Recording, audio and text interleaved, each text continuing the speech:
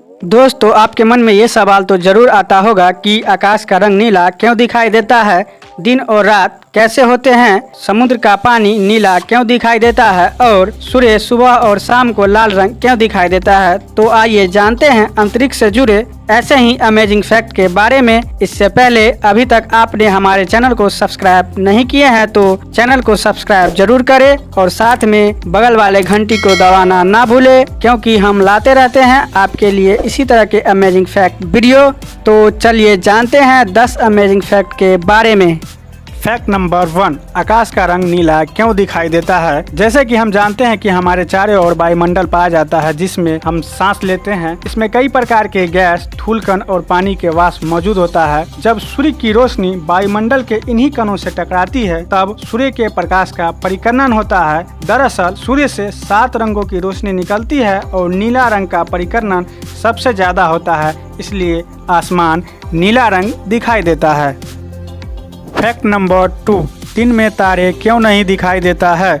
जैसा कि हम जानते हैं कि पृथ्वी के चारों ओर वायुमंडल पाया जाता है जो सूर्य की रोशनी को चारों ओर बिखेर देता है, जिससे आकाश चमकदार हो जाता है। इसलिए हमें दिन में तारे नहीं दिखाई देता है, जबकि चांद पर ऐसा नहीं होता है क्योंकि चांद पर वायुमंडल नहीं पाया जाता है, इसलिए चांद पर दिन में भी तारे दिखाई देता है।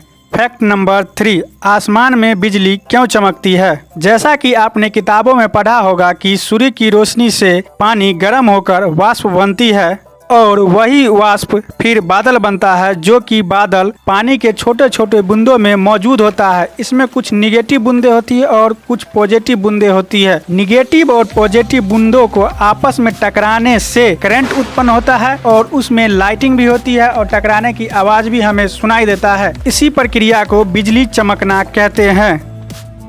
फैक्ट नंबर 4, बिजली क्यों गिरती है। जैसा कि आपने देखा होगा या सुना होगा कि बिजली किसी के शरीर पर गिरने से उसकी मौत हो जाती है या पेड़ों पर गिरने से पेड़ पूरा जल जाता है। दरअसल होता क्या है कि आसमान में बादलों की टकराने से बिजली उत्पन्न होती है और आसमान में किसी तरह के कंडक्टर न होने पर बिजली जमीन पर कंडक्टर की तलाश करती है और फिर कंडक्टर मिलते ही वह उस स्थान पर गिर जाती है। फैक्ट नंबर 5, दिन और रात कैसे होते हैं।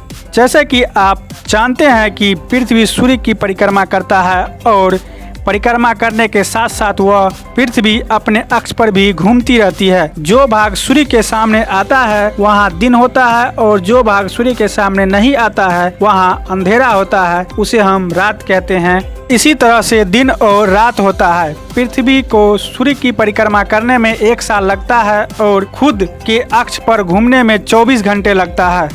फैक्ट नंबर 6, पृथ्वी से चंद्रमा का एक ही भाग क्यों दिखाई देता है। चंद्रमा पृथ्वी के तुलना में आकार में पृथ्वी का 1/4 है। चंद्रमा पृथ्वी की परिक्रमा करने में लगभग 27 दिन 7 घंटे 43 मिनट 15 सेकेंड में करता है और इतने ही समय में वह अपने अक्ष पर भी घूमता है। यही कारण है कि पृथ्वी से चंद्रमा का एक ही भाग दिखाई देता है। फैक्ट नंबर 7, समुद्र का पानी नीला क्यों दिखाई देता है।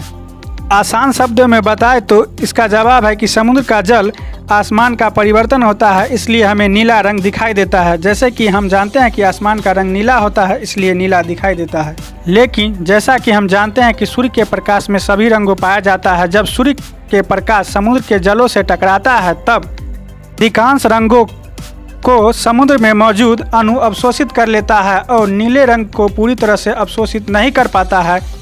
इसी कारण से समुद्र का जल हमें नीला आसमान का परिवर्तन दिखाई देता है और समुद्र में मौजूद मृत जीव जंतुओं, पेड़ पौधे आदि इस नीले रंग की तीव्रता को और बढ़ा देता है। लेकिन आपके मन में यह सवाल तो जरूर आता होगा कि कप या बाल्टी में पानी नीला क्यों नहीं दिखाई देता है।